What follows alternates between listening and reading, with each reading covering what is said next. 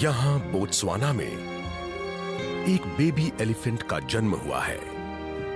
बेशक ये लाचार है, पर इसकी किस्मत अच्छी है क्योंकि ये पूरे क्लैन की फीमेल लीडर यानी मैट्रियार्क का बेटा है।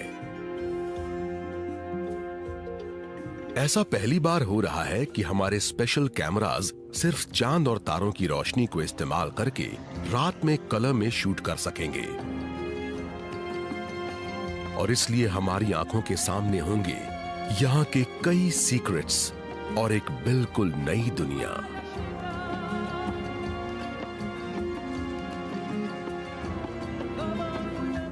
ड्राई सीजन बहुत तेजी से पास आ रहा है और इसलिए एलिफेंट क्लैन अपनी नेटिव लैंड को छोड़कर एक मुश्किलों भरे सफर पर निकलने के लिए तैयार है।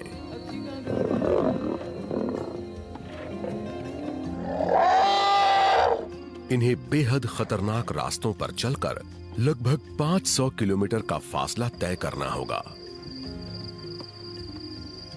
अगर इस नए जन्मे बच्चे और इसके भाई बहनों को जिंदा रखना है तो इन्हें पानी चाहिए होगा। कोई नहीं जानता है इनकी कहानी कैसे खत्म होगी, पर यह शुरू इस तरह हुई थी।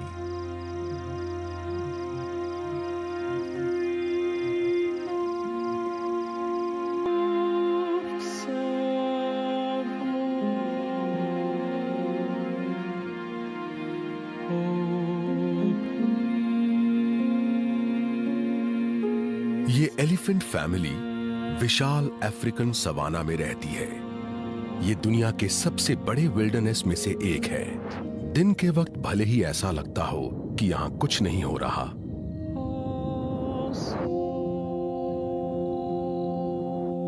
पर जब रात होती है और आसमान में तारे जगमगाने लगते हैं तो ये जगह वो स्टेज बन जाती है जिस पर जानवर अपने अपने रोल्स निभाते हैं जिन्हें अब हमने कैप्चर किया है।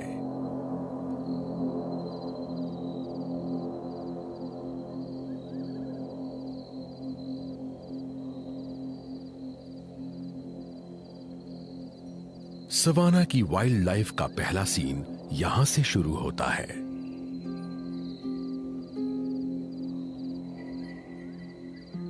हमारी कहानी उस शाम को शुरू हुई जब एक डोमिनेंट मेल एलिफेंट नदी के किनारे पानी पी रही क्लैन की मैट्रियार्क की तलाश में वहां पहुंचा।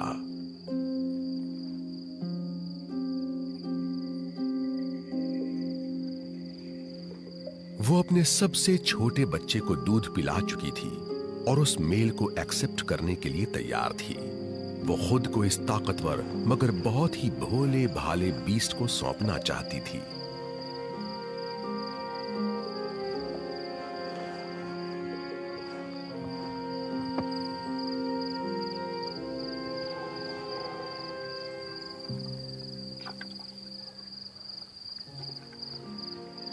रात के अंधेरे में हर खतरे से दूर इनका ये प्यार का सिलसिला सुबह तक चलता रहा।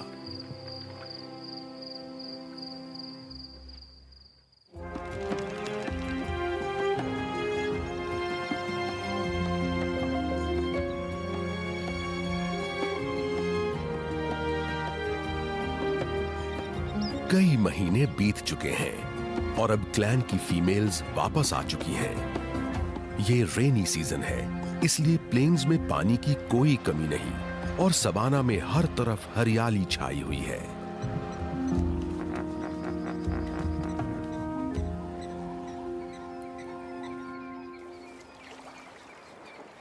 मैट्रियार्क और उस बुल की मेटिंग को 2 साल हो चुके हैं। ये उन्हीं का बेबी है। ये मेल है, इस क्लैन का सबसे नया और छोटा मेंबर। इसकी मदर और ग्रुप की बाकी फीमेल्स को इसे प्रोटेक्ट और एजुकेट करना होगा। अगर ये ऐसा नहीं कर पाई तो ये जिंदा नहीं बचेगा।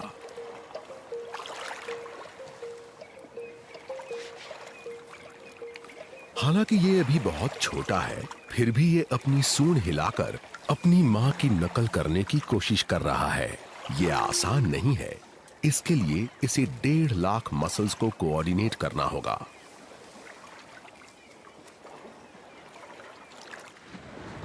ये ताकतवर मेल बेबी का फादर है।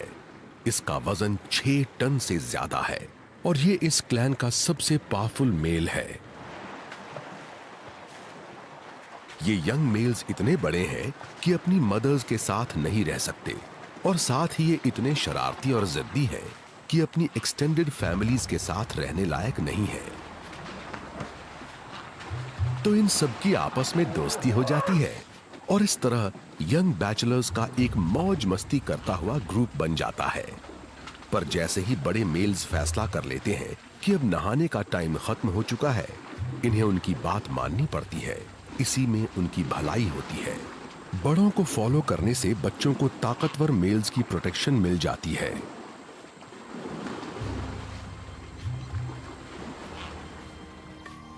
ऐसी होती है हमारे एलिफेंट्स की फैमिली लाइफ। फीमेल्स और बच्चे एक तरफ, मेल्स दूसरी तरफ, पर वो कभी भी फीमेल्स से ज्यादा दूर नहीं जाते।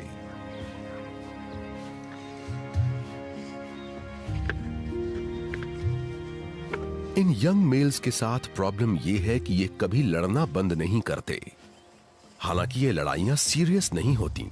ये इनका तरीका होता है ये जानने का कि ग्रुप में उनकी पोजीशन क्या है, और एक बार इन्हें अपने ग्रुप में अपनी पोजीशन का पता चल जाए, ये उसे जिंदगी भर नहीं भूलते। पर ये देर तक चलने वाली लड़ाइयां बेबी एलिफेंट्स के लिए बहुत खतरनाक साबित हो सकती हैं। इसीलिए मैट्रियार्क्स ने इन जिद्दी यंग एलिफेंट्स को क्लैन से बाहर निकाल दिया है। आखिरकार ये मेल्स इस ग्रुप को भी छोड़ देंगे और फिर किसी क्लैन की तलाश में अकेले भटकते रहेंगे। हमारा बेबी एलिफेंट अब 3 महीने का हो चुका है। ये बहुत जल्दी बढ़ रहा है क्योंकि ये रेनी सीजन है, यहाँ खाने और पानी की कोई कमी नहीं। इसकी माँ इस पर कड़ी नजर रखे हुए है और ये हर रोज कुछ नया सीखता है। इसके पास क्लैन की बाकी सभी फीमेल्स से ज्यादा एक्सपीरियंस है, इसलिए इसके बच्चे के सर्वाइव करने के चांसेस ज्यादा अच्छे हैं। अपनी मदर की नकल करते हुए ये कई तरह की घास को खाने से पहले टेस्ट करता है। इस तरह ये अच्छे और बुरे में फर्क जान लेता है। अभी इसे अपनी सूंड को एक एक्सपर्ट की तरह यूज करने में 4 साल लगेंगे। फिर ये उसे सूंघने, खाने, पीने, लड़ने और प्यार करने के लिए यूज करेगा। हमारे बेबी एलिफेंट की 3 बड़ी सिस्टर्स हैं। सबसे छोटी सिर्फ 2 साल की है। ये अपनी माँ का दूध पीना छोड़ चुकी है, पर उसकी माँ के पास जब सबसे छोटा वाला बेबी जाता है तो इसे अच्छा नहीं लगता। ये अपनी सभी सिस्टर्स के साथ खेलता है और उनसे लाइफ के बारे में बहुत कुछ सीखता है। ये भी कि फैमिली में इसका रैंक क्या है।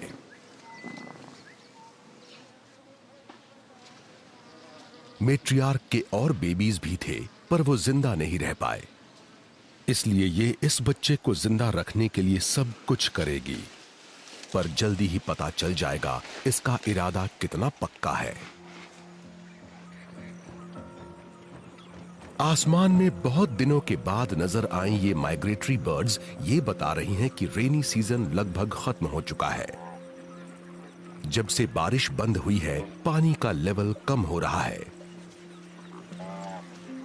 और पानी के कम होने की वजह से यहां जिंदा रहना मुश्किल होता जा रहा है।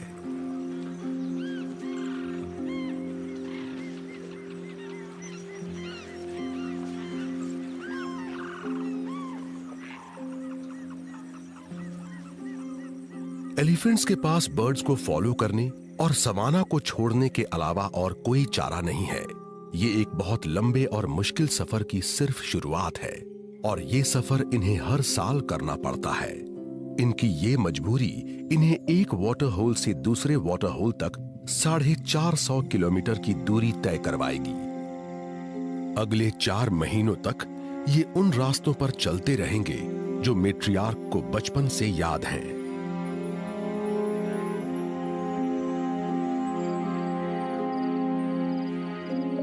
इस सफर के दौरान ये सबसे आगे चलेगी और पूरे रास्ते में इसके गाइड होंगे सवाना की खुशबुएं और आवाजें।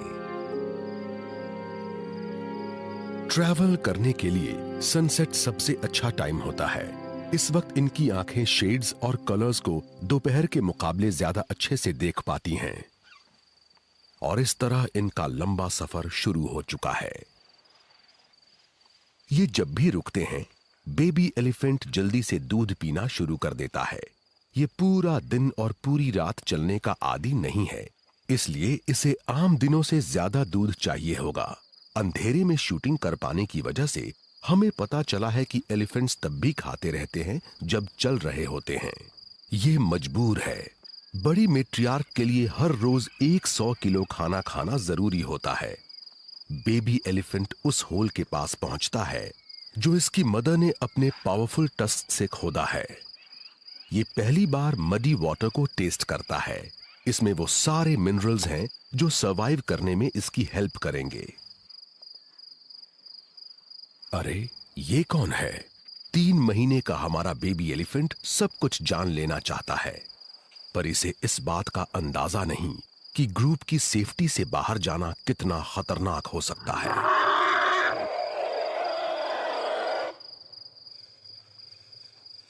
यहां पर रात में खतरों की कोई कमी नहीं, खास तौर पर एक अकेले बेबी एलिफेंट के लिए।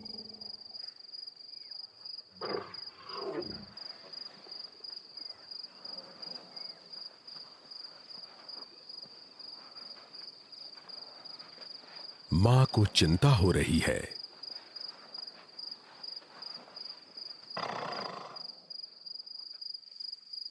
वो अचानक रुकती है और साथ में बच्चियां भी रुक जाती हैं। इन्हें थोड़ा डर लग रहा है। ये अब पूरी तरह से अलर्ट हैं। ये हर साउंड को सुनने की कोशिश कर रही हैं, लेकिन कानों से नहीं बल्कि अपने पैरों से। ये अपने बड़े सोल्स से जमीन की वाइब्रेशंस को डिटेक्ट करती हैं। मैट्रियार्क को फील हो रहा है यहां आसपास कुछ लायंस हैं।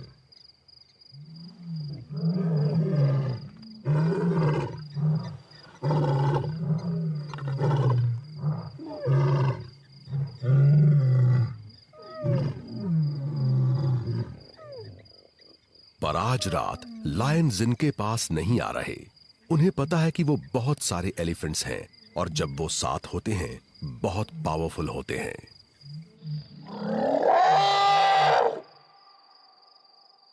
अब बेबी एलिफेंट थोड़ी मौज मस्ती कर सकता है।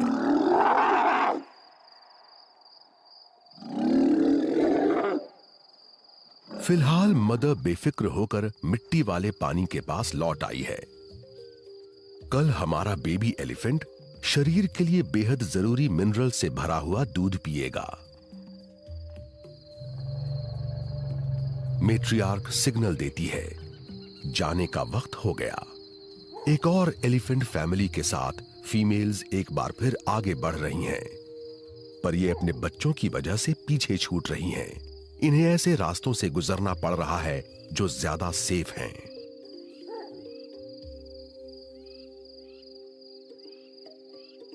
मेल्स के साथ इस तरह की कोई मजबूरी नहीं है।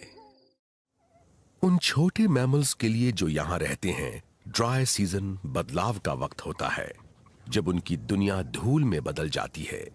जल्दी ही बाहर की दुनिया एक भट्ठी बन जाएगी और सिर्फ वो ही जिंदा रह पाएंगे जो गहरे बिलों में रहते हैं।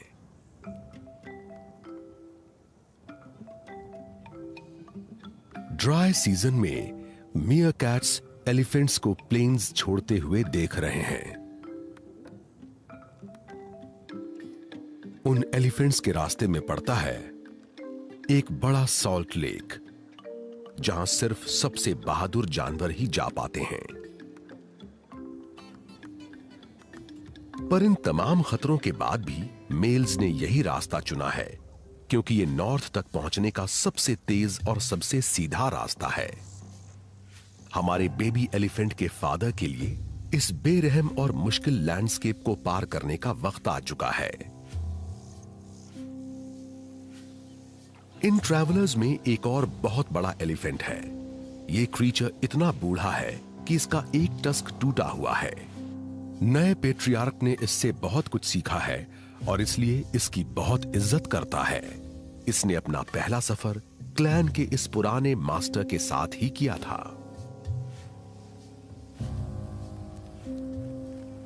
यहां पर भी कुछ छुपे हुए क्रीचर्स हैं। ये दिखने में भले ही छोटे हैं, पर इस कहानी में इनका रोल किसी से कम इंपॉर्टेंट नहीं है।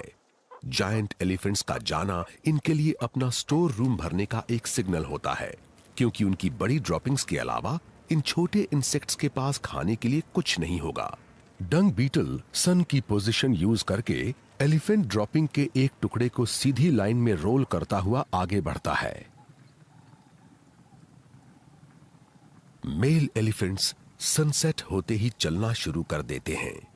ये 24 घंटों में 80 किलोमीटर तक कवर कर सकते हैं, तो इनके पास तारों की रोशनी के नीचे सॉल्ट लेक को क्रॉस करने के लिए पूरी रात है।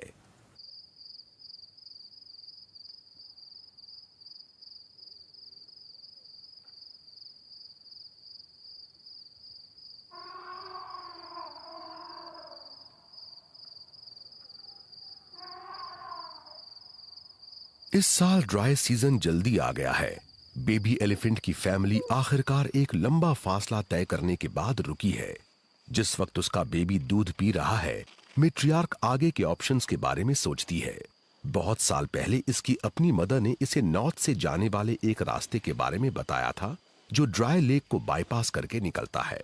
वो उसके मुकाबले कहीं ज्यादा लंबा रास्ता है जिससे मेल्स जा रहे हैं, पर उससे कहीं ज्यादा सेफ है। इसके बेबी की सेफ्टी से ज्यादा इंपॉर्टेंट और कुछ नहीं।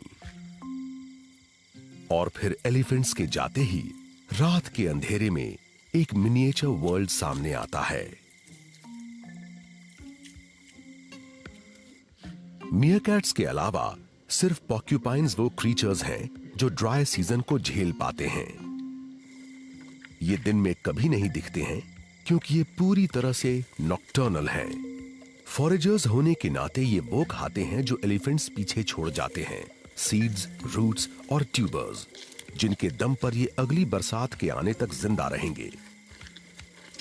पॉर्क्यूपाइन्स का साइज भले ही छोटा है, फिर भी इन्हें शिकारियों का कोई डर नहीं होता। कोई भी हाइना, लेपर्ड और यहां तक कि लायन भी इनकी स्पाइन से उलझने की हिम्मत नहीं रखता है। लाखों साल पुरानी सितारों की ये चादर इन एलिफेंट्स की हिस्ट्री की गवाह है। ये कभी न खत्म होने वाले सफर की एक लंबी कहानी है, पर साथ ही ये एक दुख भरी कहानी भी है। 19th सेंचुरी में इस विशाल कॉन्टिनेंट पर 2 करोड़ एलिफेंट्स घूमा करते थे। आज सिर्फ 5 लाख रह गए हैं।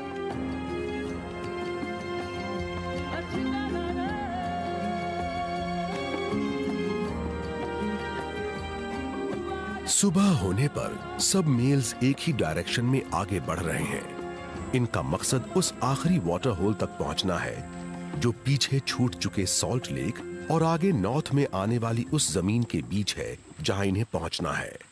जब तक ये पेट्रियार्क और बाकी यंग एलिफेंट्स उस स्पॉट पर पहुंचे, दोपहर की 45 डिग्रीज की गर्मी इनका चलना मुश्किल कर रही है। बाकी फैमिलीज भी आने लगी हैं, पर हमारे बेबी एलिफेंट का क्लैन नहीं है इनमें। ये अच्छी खबर नहीं है। इस पूल में पानी एक स्ट्रीम के जरिए पहुंचता है, पर आज उस स्प्रिंग में पानी नहीं है और इसलिए ये पूल ऐसे कीचड़ से भरा है जो पीने लायक नहीं है।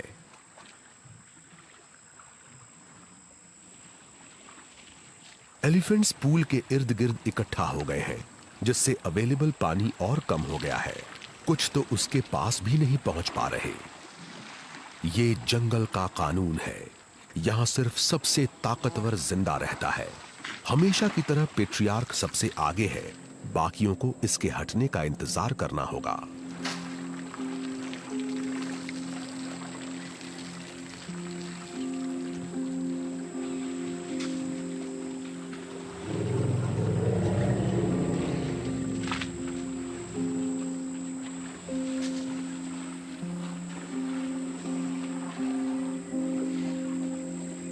कभी बहुत पहले अफ्रीका का यह हिस्सा एक छोटा सा स्वर्ग था। बिल्कुल इसी जगह एक इतना बड़ा लेक था कि वो सी तक फैला हुआ था। वो लेक अब पूरी तरह से गायब हो चुका है, पर एलिफेंट्स की एंशिएंट कलेक्टिव मेमोरी इन्हें आज भी यहां खींच लाती है।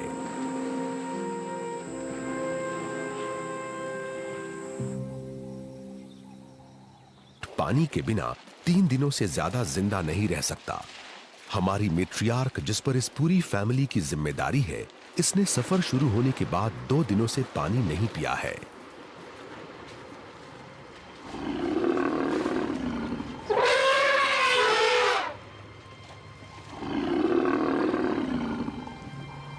पर एक प्रॉब्लम है। फिलहाल उस स्प्रिंग पर बड़े और मतलबी मेल्स का कब्जा है। इसे और इसकी डॉटर्स को तब तक इंतजार करना होगा जब तक वो मेल्स पेट भर पानी पीकर चले नहीं जाएंगे।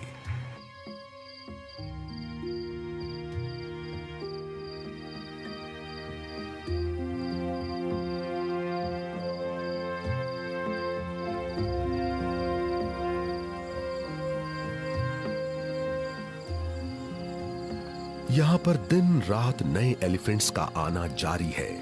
स्प्रिंग के आसपास एलिफेंट्स के कई ग्रुप्स हैं। जल्दी ही यहां पानी की सिर्फ खुशबू रह जाएगी।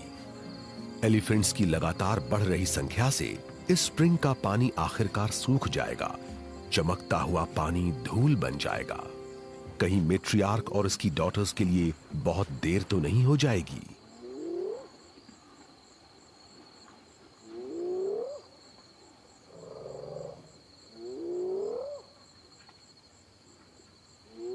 एक अकेला हाइना पहले ही एलिफेंट्स के इस लूज सर्कल में घुस चुका है। ये शरारती बेबी एलिफेंट अभी इतना बड़ा नहीं है कि समझ सके कि कुछ जानवर बहुत खतरनाक हो सकते हैं। हाइनास को ये बात पता है और जब ये हमला करते हैं तो अक्सर बहुत देर हो चुकी होती है।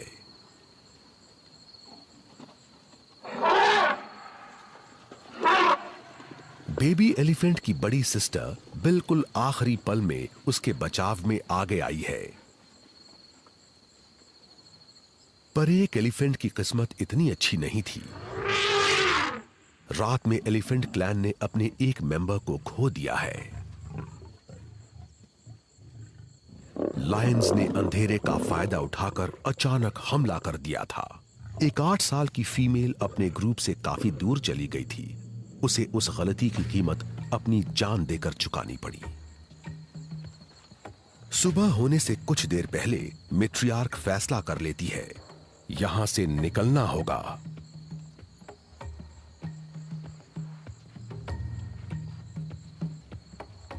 यहां रुकने का कोई फायदा नहीं होगा। इसने फैसला कर लिया है कि ये सब कहीं और जाकर अपनी किस्मत आजमाएंगे।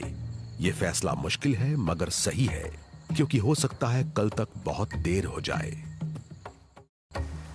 कई रातें चलने के बाद अब आखिर ग्रासलैंड्स नजर आने लगी हैं।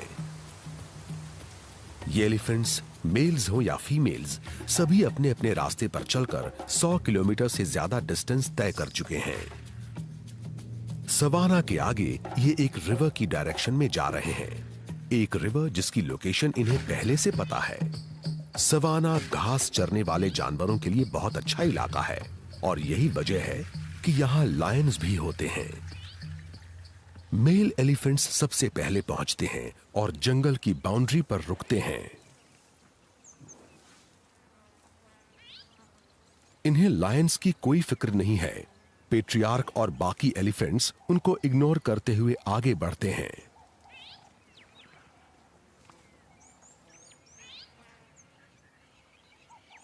इस बड़े मेल को इसके रास्ते से कोई नहीं हटा सकता। इसे पता है ये कहां जा रहा है।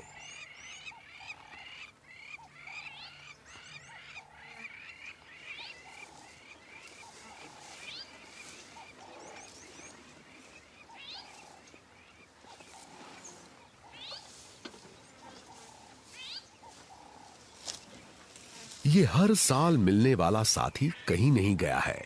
ये पेड़ है, कहीं नहीं जा सकता। इसे अच्छी तरह याद है कि यहां फ्रूट्स और सीड्स से भरा हुआ अकेशिया है। पर अब इसे यह सोचना है कि पेड़ को नुकसान पहुंचाए बिना ऊंची टहनियों से खाना कैसे लिया जाए।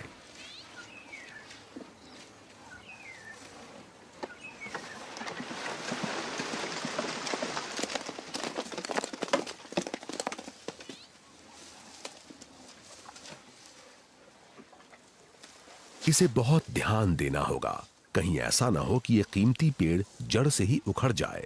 इसे प्यार से रखा गया तो ये आगे भी हर साल यहीं रहकर इसका स्वागत किया करेगा।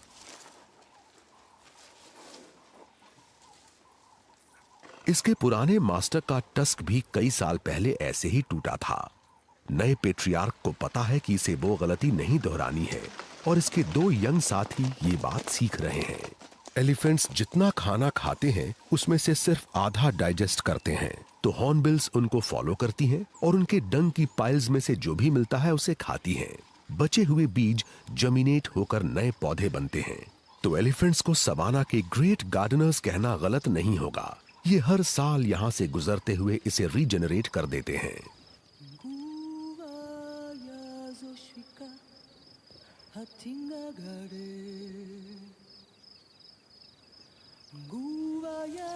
अगली सुबह हमारा बेबी एलिफेंट झाड़ियों में लुका छुपी खेल रहा है।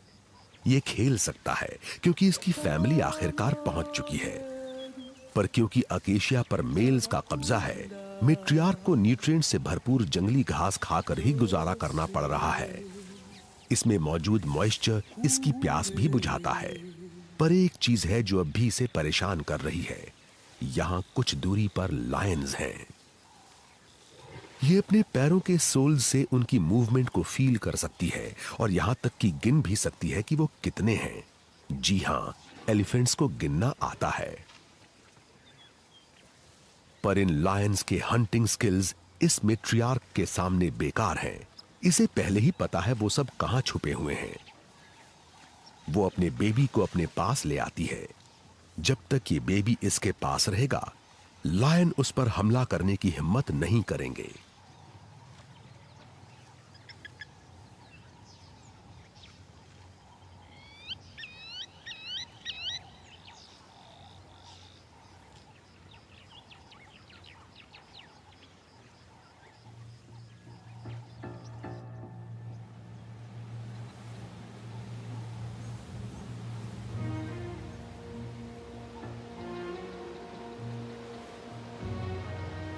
अब जब एलिफेंट्स जा चुके हैं, लायंस छोटे और आसान शिकारों पर हमला करने की सोच रहे हैं।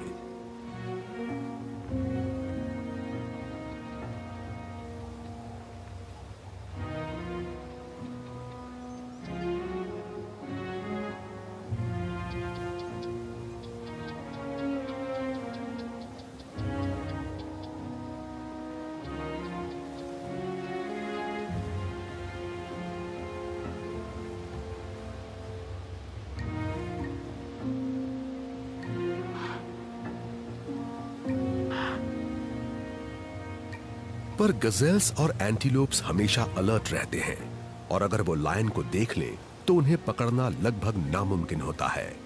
रूल बहुत सिंपल है, कोशिश तभी करो अगर पकड़ सको।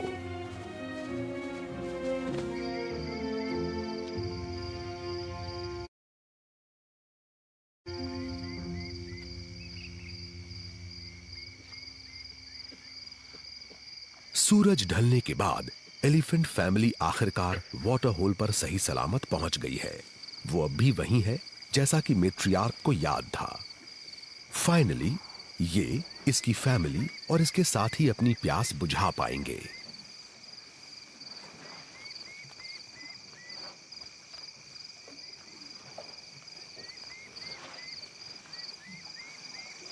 और वो भी बिल्कुल सही समय पर, क्योंकि ये मैट्रियार्क और इसकी डॉटर्स पानी के बिना एक भी दिन और जिंदा नहीं रह पाती। एलिफेंट्स बहुत धीरे मूव करते हैं। यहां का पानी बहुत साफ है और ये नहीं चाहते कि मिट्टी इसे गंदा कर दे।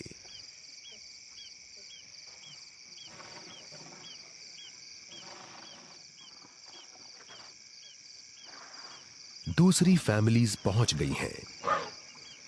ये मैट्रियार्क्स लो फ्रीक्वेंसी की आवाजों से एक दूसरे से कम्युनिकेट करती हैं। एक स्पेशल लैंग्वेज से ये दूसरे को पहचानती हैं, ग्रीट करती हैं। इन आवाजों को हम इंसान नहीं सुन सकते। रात खत्म होने पर ये पेड़ों से ढके सवाना को छोड़ देंगी और नदी की तरफ चल पड़ेंगी। वो नदी इतनी बड़ी है कि इन्हें उसे तैर कर पार करना होगा।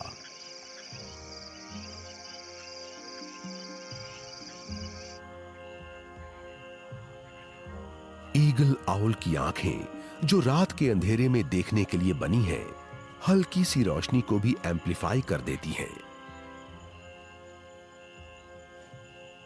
ये वो देख लेता है जो हम नहीं देख पाते।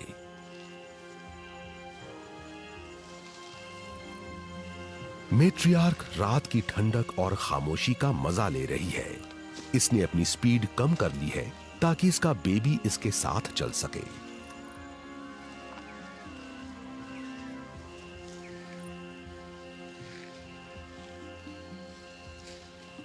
ये ग्रुप 1 महीने से चल रहा है। ये सब थक चुके हैं, पर फिर भी इन्हें उस नदी तक पहुंचना होगा। हालांकि अभी तक इन्होंने अपने सफर का आधा डिस्टेंस ही तय किया है।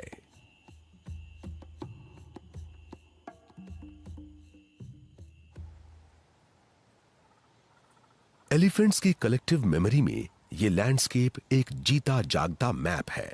इन्हें हर फीडिंग ग्राउंड और हर वाटर होल के बारे में पता है, और इससे भी ज्यादा इंप्रेसिव बात यह है कि इन्हें अच्छी तरह से मालूम है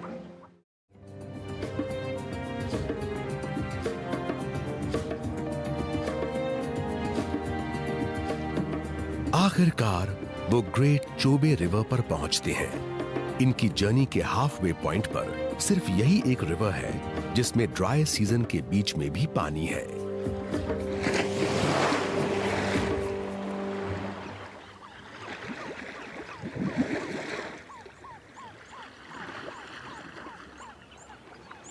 बहुत दिनों बाद मौका मिला है, इसलिए पेट्रियार्क कई घंटों तक नहा रहा है।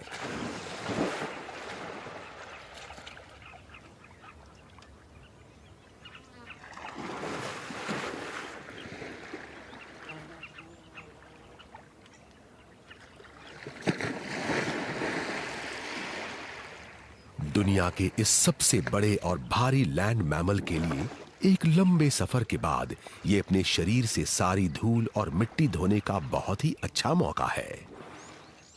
ये बिना जोर लगाए तैर रहा है। पानी की वजह से इसकी 6 टन की बॉडी लगभग वेटलेस हो गई है।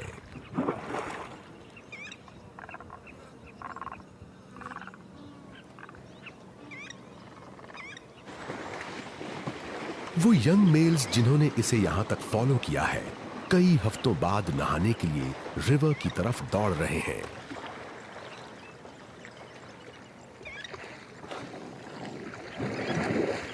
पर पेट्रियार्क को अपनी प्राइवेसी बहुत प्यारी है, इसलिए यंग मेल्स के लिए इससे कुछ दूरी पर तैरना ही ठीक रहेगा।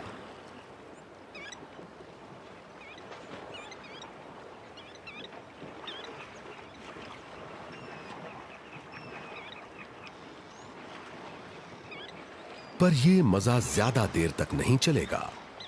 शायद आपको विश्वास नहीं होगा, पर यह विशाल नदी जल्दी ही बिल्कुल सूख जाएगी।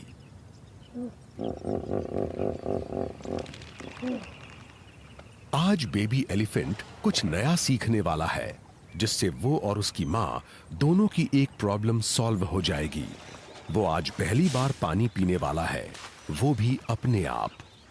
अब इसे दूध पीने की जरूरत नहीं, और वैसे भी थकने की वजह से मां का दूध सूख चुका है।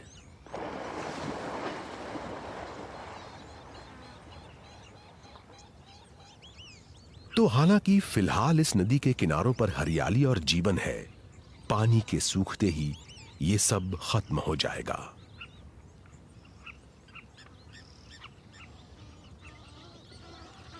बाढ़ आने पर ये नदी सवाना को ढक देती है। फिर जब पानी कम होता है, उसमें से विटामिन से भरी नई घास निकलती है। वो घास इतनी नरम होती है कि एक बेबी एलिफेंट भी उसे आसानी से चबा सकता है। मां जानती है कि पानी का लेवल दिन ब दिन कम हो रहा है, इसलिए अभी जो खाना मिल रहा है उसका भरपूर फायदा उठा लेना चाहिए। आज मैट्रियार्क कुछ देर अकेली रहकर थोड़ा आराम करना चाहती है।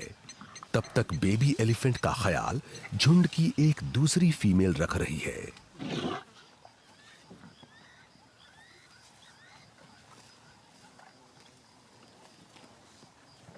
ये एक बार फिर उससे मिलती जुलती जगह पर है, जहां सिर्फ 6 महीने पहले इसका जन्म हुआ था। ये इसे हमेशा याद रखेगा। पर इसने अभी सीखना बस शुरू ही किया है।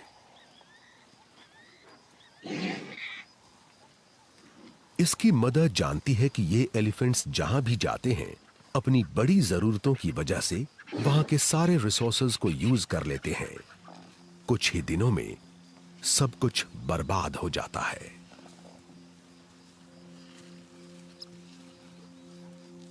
यही वजह है कि एलिफेंट्स को लगातार चलते रहना पड़ता है, ना कोई रेस्ट, ना कोई ब्रेक।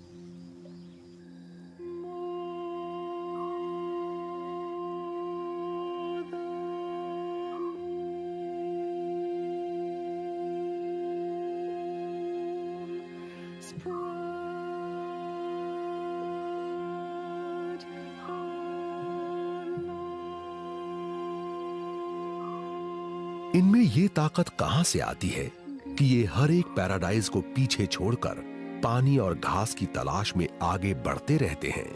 ये शिकारियों से बचने के लिए हर बार सबसे सेफ रास्ते कैसे ढूंढ लेते हैं, इसके लिए हौसला चाहिए होता है। एलिफेंट्स में बहुत ज्यादा हौसला और समझदारी होती है और इनके लिए ये जरूरी है। आज रात एलिफेंट्स गुस्से में हैं। लंबी घास में इनके पैरों के आसपास कुछ अजीब से क्रीचर्स घूम रहे हैं। ये क्रीचर्स उनकी डंग की तरफ अट्रैक्ट होते हैं। बैट-ईयर्ड फॉक्सेस उन इंसेक्ट्स को खाते हैं जो एलिफेंट ड्रॉपिंग्स में रहते हैं। ये हर रात एक ड्रॉपिंग से दूसरी ड्रॉपिंग तक जाते हैं। हर ड्रॉपिंग में इनका खाना छिपा है और कोई नहीं चाहता कि उसके हिस्से का क्रंची इंसेक्ट किसी और के मुंह में जाए।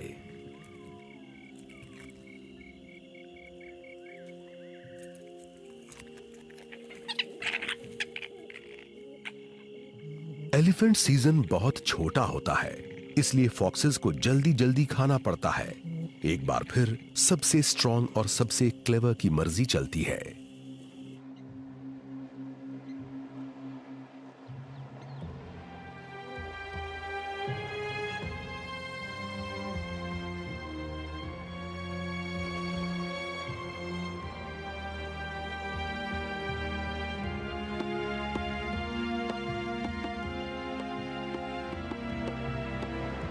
अपनी जर्नी के इस पॉइंट पर हमारी एलिफेंट फैमिली बोटेटी रिवर के इस स्वर्ग को छोड़ देती है। आराम मिल चुका है, ताकत वापस आ चुकी है। ये एक लंबा सफर होगा जिसमें कई रुकावटें आएंगी, कई अच्छी बुरी घटनाएं घटेंगी।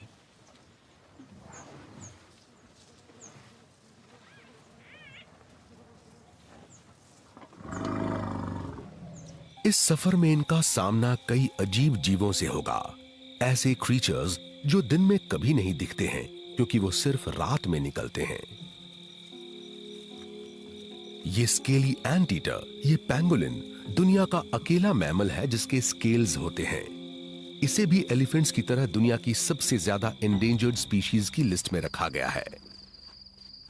आडवाक की अपीयरेंस और लाइफस्टाइल इसके नाम से भी ज्यादा अजीब है।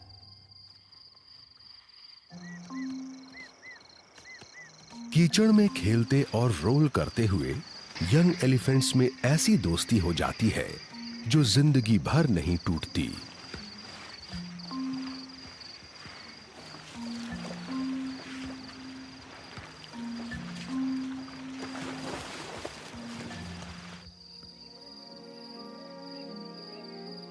मैट्रियार्क अपने आखिरी मीटिंग वाली जगह पर पहुंच गई है।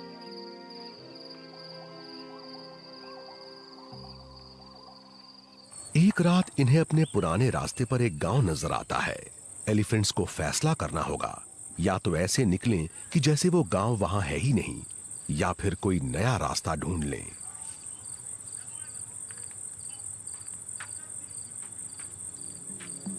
सूखा पूरे सफर में इन फैमिलीज का पीछा करता है। यंगस्टर्स हो या अडल्ट्स, सभी को हिम्मत से काम लेना पड़ता है।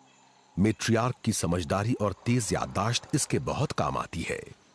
इन दो क्वालिटीज के बिना इस बेरहम इलाके का सामना करना पॉसिबल नहीं था।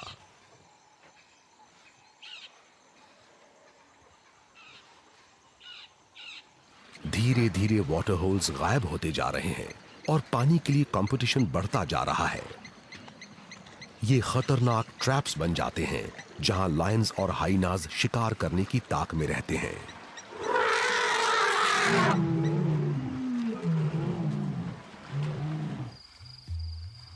जबरदस्त गर्मी से बचने के लिए एलिफेंट्स सिर्फ रात में चलते हैं।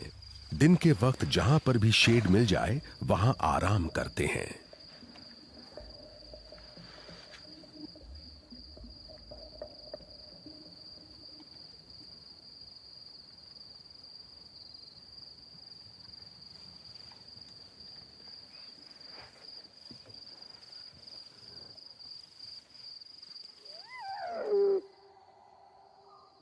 थकावट की वजह से मर रहे एलिफेंट्स को अब पहले से ज्यादा बहादुर हो चुके हाइनाज का सामना करना पड़ता है। कभी डर कर यहां वहां भागने वाले ये हाइनाज अब कमजोर हो चुके एलिफेंट्स के पास आने से बिल्कुल नहीं झिझकते।